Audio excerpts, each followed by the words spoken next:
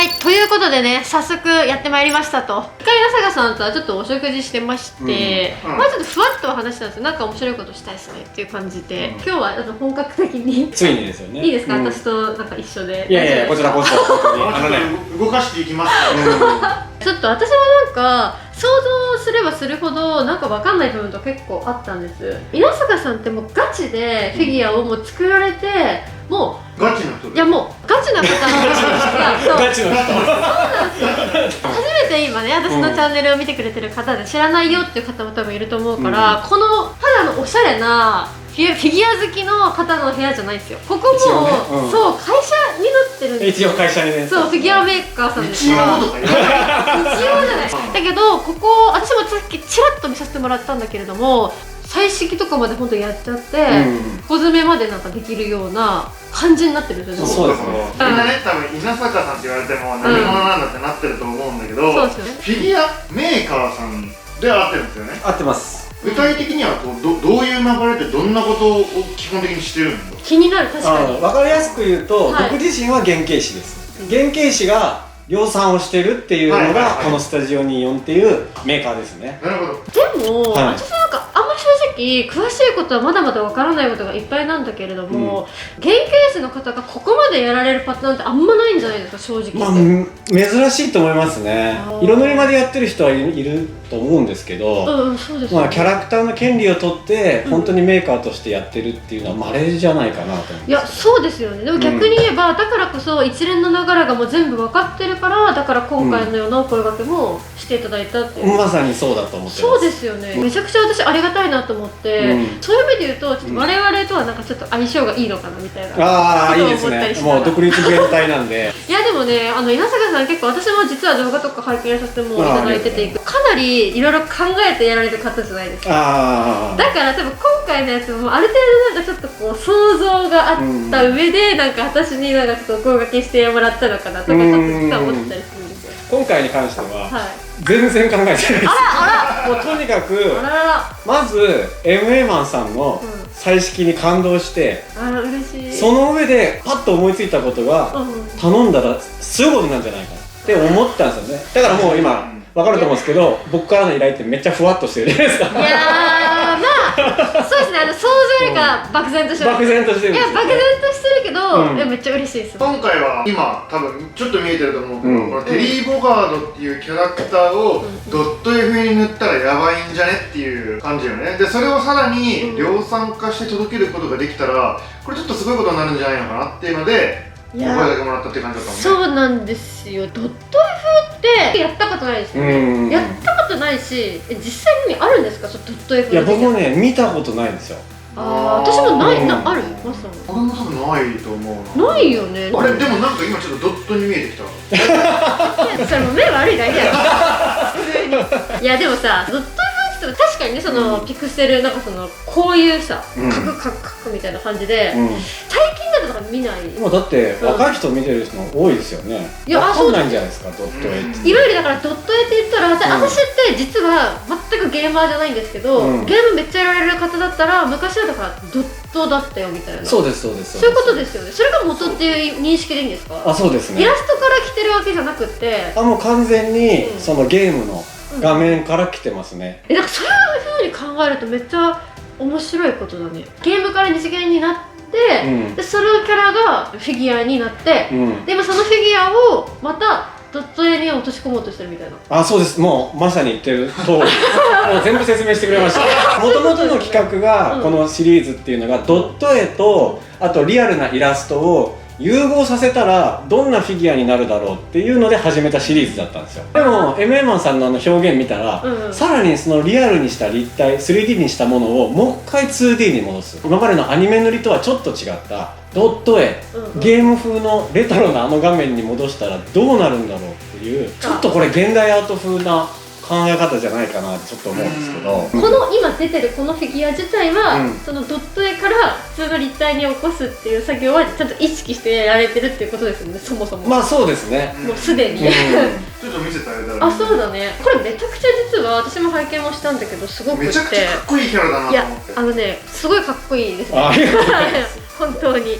いやいやいや、かっこいいんだよな。結構さ、ほら筋肉とかもムキムキな感じで、実にかっこいい。だからみんな当時ゲームやってた人は基本的にドット絵を見てるんですよね。だからそれをリアルにしてもちょっと商品として弱いから、やっぱちゃんとしたイラストと合わせて説得力のあるものにしたんですけど、これドット絵になってたら、いや革命だなと思って。工場も今ここにあります。この中でやってます。はいはい。今それ見せれる状態とかなんですか？下請けのものは難しいですけど、全然見せれるものもありますよ。じゃあ見せてもらいましょうか。ちょっと。そうだね。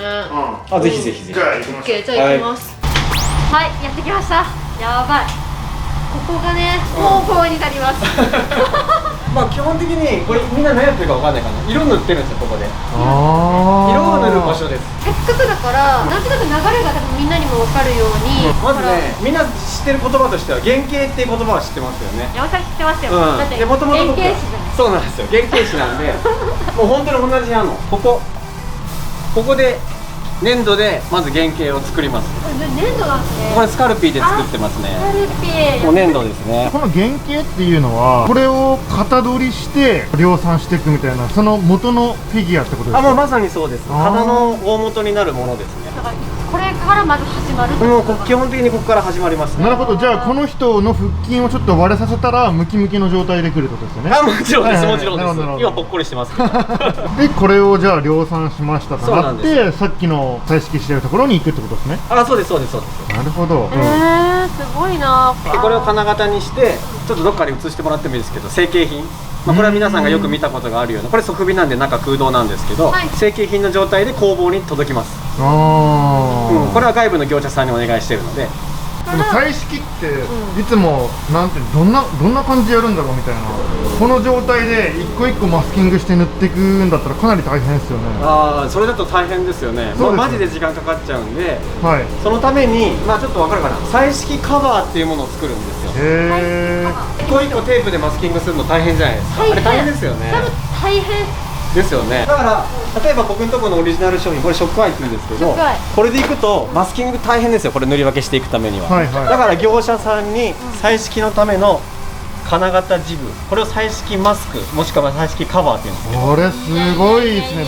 ちょっと説明すると、これ見てもらうと分かる。これわけわかんないですよね。顔出てどうなってるかっていうと、これ開けるとこういうことになります。もうこれでなんとなくイメージついた人いると思うんですけど、つまりもともと例えばこう赤だったら赤のものをこう赤いものを隠すことでようやくこの黒いところが塗れると。これだったら、このだから彩色のマスクがそのキャラクター、その原型によっても全部変わるってことですか？変わります。だから色数によっても変わってくるので、ショックアイでいうとちょっとこれ映るかな、この目、これだけでこんなにいっぱいカバーがあります。これ目だけです。だからこの1枚が1工程と捉えていいですか？そうです。だから6工程ありますね。目だけで。待って、これちなみになんだけど、これいくらぐらいするんですか？例えばめっちゃ高いですね。1枚大体2、3万ぐらいしますね。安くて。じゃあマスクだけで今ここにあるものだけでもう何十万何百万って。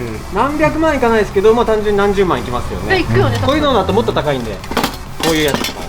確かに複雑になってくると。あと原型をもとにこれ作っていただいて。そうです。職人さんに。じゃあ高いやつとかだと1個本当に10万とかっていうのも可能性としてはあります。もちろんありますね。大きさとかによっては。すごいな。いろいろプライズで出てるフィギュアとかいろいろこうあるじゃないですか。ああいうフィギュアもこういうので作られてる可能性が高いと。基本的には一緒です。やります。一緒と。いやすごいな。もう多分大体みんな想像するだけでなんかやべえすげえってことは分かったと思います。一つのフィギュアができるまででこの段階で結構すげえなっていう。確かに。でもこっからさらにもう全パーツ彩色をしないといけないわけってあって、実際な塗ってる様子とかがちょっと見たいな。今ねスタッフいるんで塗ってもらいましょうか。これどうなるかって多分分かんないと思うから、本来は温めるんですけど。いやこれめっちゃ貴重映像じゃない？めっちゃ貴重映像。ざっくりでいいですか？こんな感じで。わー。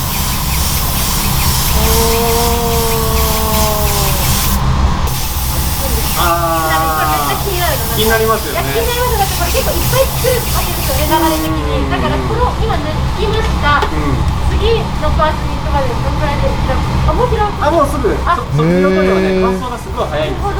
実は。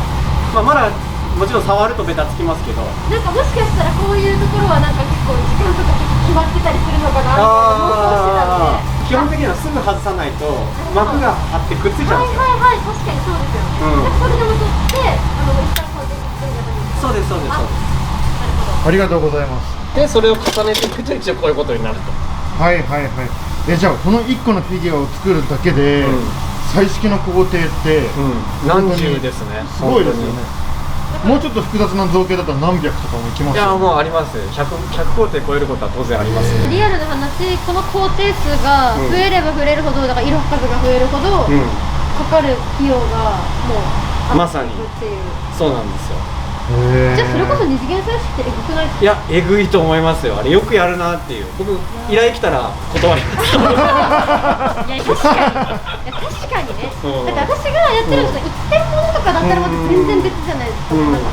いやそれを何個も何百個何千個も作るとかってなると確かに大変です。いやそうなんですよ。ドット絵なんて言ったらとんでもないことになる。いやそうだからドット絵の表現にその悩むっていうことはそういうことですよね。だからこそ、今回やっぱ挑戦っていうかチャレンジっていうところがやっぱり現段階で、若干構想があったりはするんだけど、ドット絵といってもみんながもう完全なドットじゃなくてなんかフィギュア的にその落とし込んだドット絵という表現を今回もやってみようとは思ってます。これ考えるとねそうだね塗ってる人が目に浮かばない方がいいですよね。いやでもこれはちょっとちゃんと見たかったし、みんなにもできればフィギュア好きとして同じフィギュア好きとしてやっぱこれを見てほしかった私としては。そうだね、じゃあとりあえず下戻ります。そうだね、はい、ってな感じでですね、ありがとうございます、見せてもらって、っていうことで、ちょっとやる気は正直満々なんですよ。あ、嬉しいです。いや、もうこの段階で。よかった。だけど、ちょっとこれ、今からこれ言うのちょっと緊張してるんですけど、私、あんま詳しくないです、この子。知ってました。だと思ってました。いやいや、当然ですよ。いや、そうですよ。さすがに、ビジュアルは、存在は知ってます。さすがに知ってるけど、ちょっとキャラクターのなんか雰囲気とか、なんかどういうところがそもそもなんか、版元さんっていうとあれかもしれないけどなのかとかもあんまり分かんなかったりとかするというか。だってこれアニメとかは特にないですよね。一応あるんですけどね。ただ基本はやっぱゲームなので、ちょっと僕も考えたんですけど、行きましょうよ。どこにですか？大阪に SNK さん、画廊伝説作ってる。もう30代以降の男性はもうほぼ知ってる有名な会社。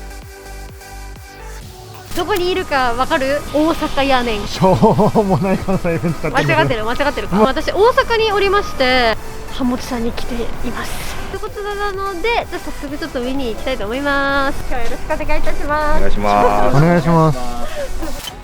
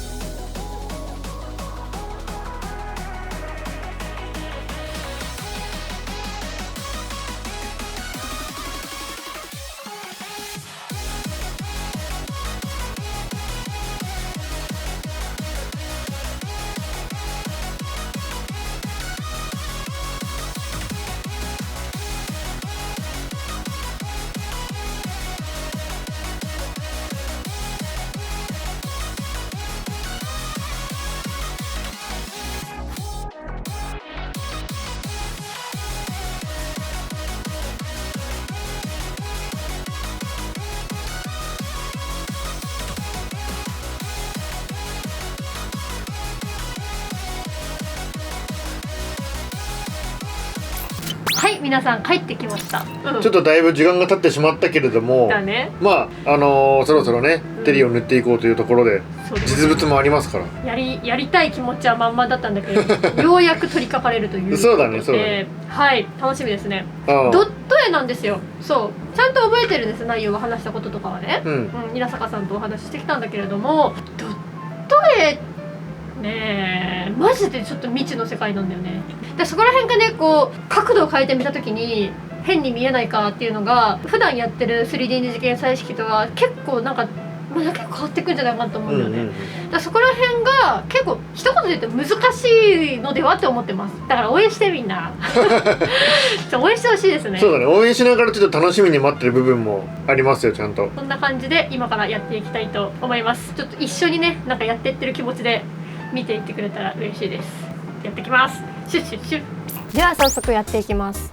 今回ねドット絵ということなんだけれども、結論から言うと難しいです。すごくでドット絵が難しい理由なんだけど、私これフィギュアなので最終目標としてぐるっと360度どこから見ても二次元的な鑑賞ができるよっていう塗り方を私は 3D 二次元彩色これまで何回もやってきたんだけれども、今回のドット絵もそこに落とし込もうと思ってるんですね。そうなった時に今回のドット絵はドットっていわゆる規則正しいっていうところが結構ポイントなんですよね。四角いなんていうんですか、ビットっていうのかながこうどんどんこうバーって連なっていってて、それの集合によってイラストになってるっていうものじゃないですか。なので正直言って矛盾が確実につきものなんです。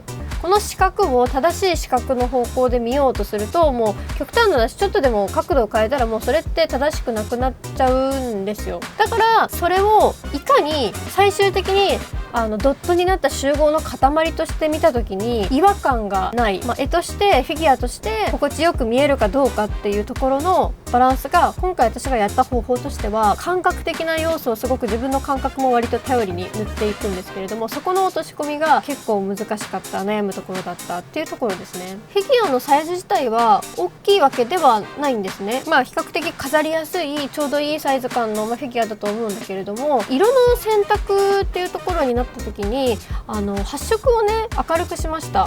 ジャケットの発色を明るくしたんですよ。ただ下半身のパンツの部分、デニムかなの部分に関しては元々の稲坂さんが塗られてた色味を基調としてちょっと近いような感じであえて塗ってみました。最終的に手に取ってみた時にある程度色っていうところでもインパクトを出したかったっていうところで、あとはゲーム感ですね。ゲームの画面の中の雰囲気にも近づけられるように鮮やかな朱色、赤色を使ってみました。今回のドット絵風のテリーの塗装もそうなんだけど、基本的にねフィギュアの彩色は衣服の塗り、あとは顔とか肌の露出してる部分の塗りですね。で今回ちょっとポイントとしては、服は基本的に、ドットを塊として 3D 二次元彩色いつもの塗り方で塊としてドット要素を含めて塗っていくってやり方をしていったんだけれども、その中でちょっとこだわったポイントとしては、顔の部分の解像度はちょっと他の衣服の部分と比べて高めに塗ってみたんだよね。理由としてはこのテリーって実際ゲームとかの画面とかで見てみたりすると、イラストとかその他の見てみると意外と帽子の、つばの部分ですかねで顔が見えない状態のも多いんですけど、で今回のフィギュアも普通に飾った時に若干上の目線から見たら目が結構隠れる感じではあったんだけれども、で影も実際落ちてるんですよね。なんだけれども、フィギュアとしてこう覗き込んでみた時にやっぱり私のこだわりとして顔はある程度ちょっと感じたいっていうところがあるので、あとこのテリーのフィギュアがもともとね顔がちゃんと描いてるじゃないですか。なので顔の目元だったりとかどういう雰囲気の表情の目がもともとあるのかなっていうところがドット絵とはいえ若干想像できるぐらいの解像度で少し細かめに描いてみたっていうところが結構私の今回こだわったポイントです。今回に限らず私が 3D 二次元彩色を塗っている時のポイントのこだわりとして、基本的にこのフィギュアを塗って飾った時にどの角度から特に鑑賞したいかなっていうところを私の中では見せ角度、決め角度みたいな風に言ったりするんですけど、結構それを毎回決めて私は塗り進めていくんですよね。基本的にどこから見ても完全な矛盾がない塗り方っていうのは私の場合は極論ないと思って塗っているんだけれども、その中でも特に心地よく見せたい部分っていうところは決めるようにしてるんですよ。だからゲームの画面っていうところではこう横向きな状態でテリーが戦ってるよっていうところでもやはり飾れるようにしたいと思ったので、横からの角度からもあまり違和感がないようにかっこよく見えるように塗りたいと思って塗っていったので、結構ね今回ね悩みましたね。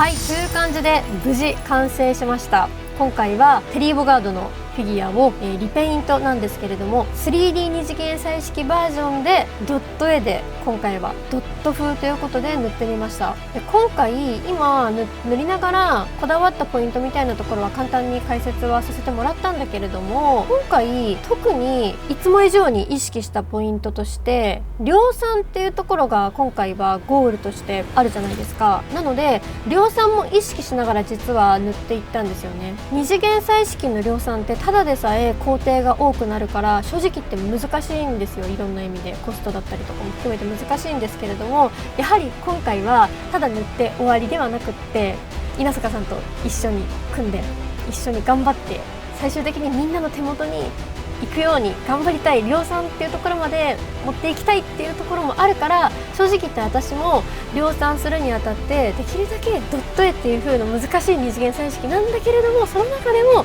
量産もしやすいんじゃないかっていうやり方で実は塗ってみました。簡単に言うとドットの一個一個をもう細かく描いていくのではなくて、ハイライトのドットの塊、影のドットの塊みたいな感じでドット絵風なんだけれども塊を意識して今回塗ってみたんですよね。っていう感じでいろいろ苦戦しながらも塗っていったんだけれども、ここから先量産できるかどうかっていうところは宮坂さんの力をお借りして量産を頑張ろうっていうところの段階に入ってくるのでね、そこを期待しながら、じゃあここから先は稲坂さんに託したいと思います。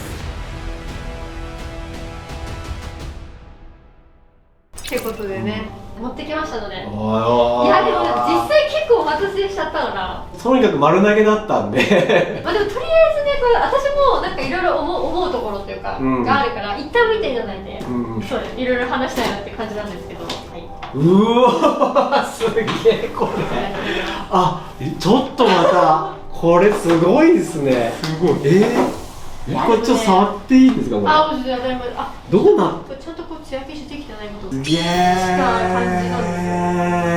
これ山下さんいけますよ本当。量産これは。いいな。マジで。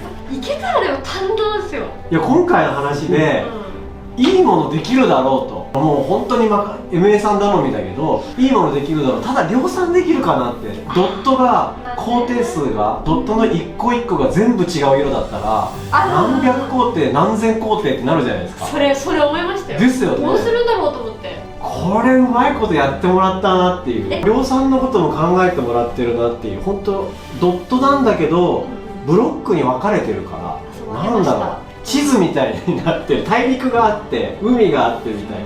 でなんかそのドット感っていうところで基本ブロック構成にしたんですけど、こうやってところどころこう散らすことによってなんかそのちょっとこうドットらしさを出していくこともできる。いやこれいけますねこれ。量産いけますか？手に入るぞこれが。これやばい、ちょっと本当震えてきた。あ、1個いいですか？はい。すごいね、悩んだのがこれ黒い線あんまないじゃないですか。だけどドットってとはいえなんか黒いこう平面だったら輪郭で黒いドットを輪郭っぽく入れることでよりこうなんか二次元感出るけど、立体だから変にやっちゃっても線が浮き彫りになっちゃうから、あえてなんかあんまり入れなかったとかちょっとだけ入ってるんですよ。